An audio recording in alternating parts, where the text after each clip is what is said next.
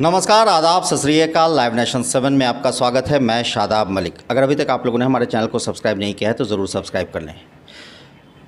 बिहार में 2 जगह उपचुनाव होने हैं, कुशेश्वर स्थान और तारापुर, जिसके लिए जहां एक तरफ जदयू ने अपने उम्मीदवार घोषित कर दिए हैं तो वहीं राजद ने भी अपने उम्मीदवार को घोषित कर दिया है। मगर फ़र्क ये है कि जदयू के उम्मीदवार जो हैं वो एनडीए के तरफ से हैं, मगर महागठबंधन में सिर्फ राजद ने अपने उम्मीदवार खड़े किए हैं, जिसे लेकर कांग्रेस में नाराज़गी है। और हम इस पर बात करने के लिए मौजूद हैं जदयू कार्यालय में और हमारी बात हो रही है जदयू के प्रवक्ता अभिषेक झा से।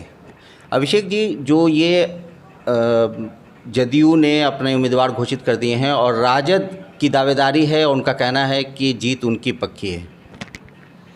देखिए, एनडीए के उम्मीदवार हैं, जदयू के टिकट पे चुनाव लड़ रहे हैं। आपने देखा कि जब परिवार के अंदर का मामला होता है तो किस तरह से एनडीए के सभी घटक दलों के प्रमुख नेताओं ने मिलकर एक साथ कैंडिडेचर अनाउंस किया है। लेकिन महागठबंधन का ये लोग दम भरते हैं।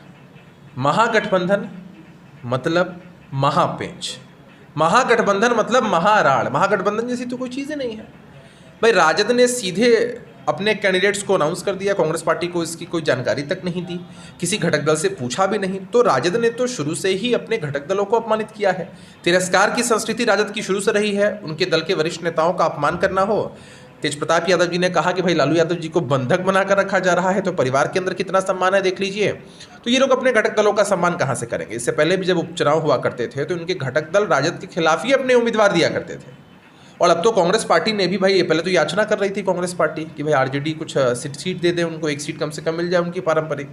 अब तो याचना की भी स्थिति नहीं रही है। राजद ने तो राजनीतिक दुर्गति मार दी है इन लोगों को। अब ये लोग अपनी इज्जत बचाने के लिए कैंडिडेट खोज रहे हैं कि वहाँ चुनाव लड़ना है।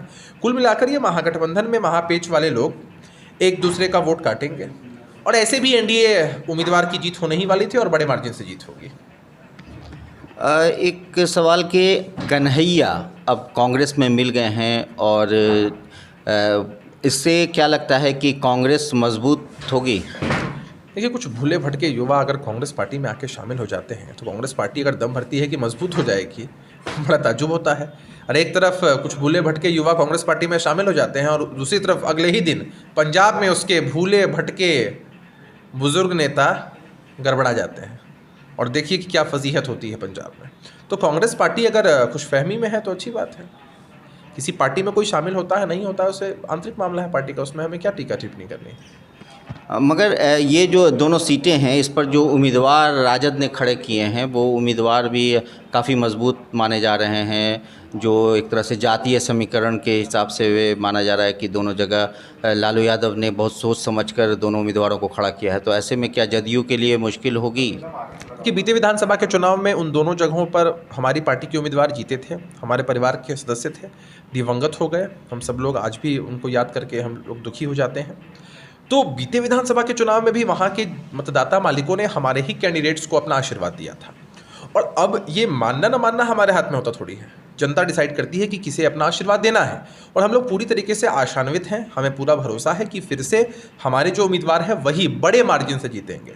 लेकिन तब तक अपनी इज्जत बचाने के लिए, माहौल बचाने के लिए राजद या कांग्रेस के लोग कुछ तो कहेंगे, उसी क्रम में कह रहे हैं।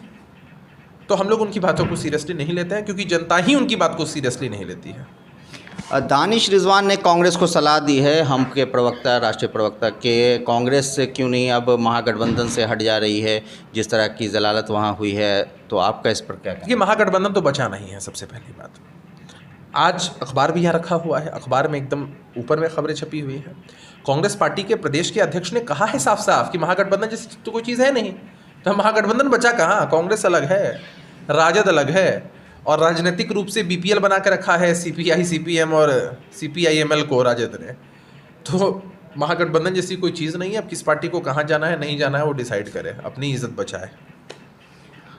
तो ये हमारे साथ मौजूद थे अभिषेक झा, जिन्होंने साफ तौर से कहा कि महागठबंधन अब बचा ही नहीं है बिहार में। जिस तरह से कांग्रेस और राजद के बीच के जो दरार है वो सामने आ गई है। अब देखना है कि इस पर कांग्रेस की क्या प्रतिक्रिया होती है और कांग्रेस क्या करती है। 2 नवंबर को फैसला होगा।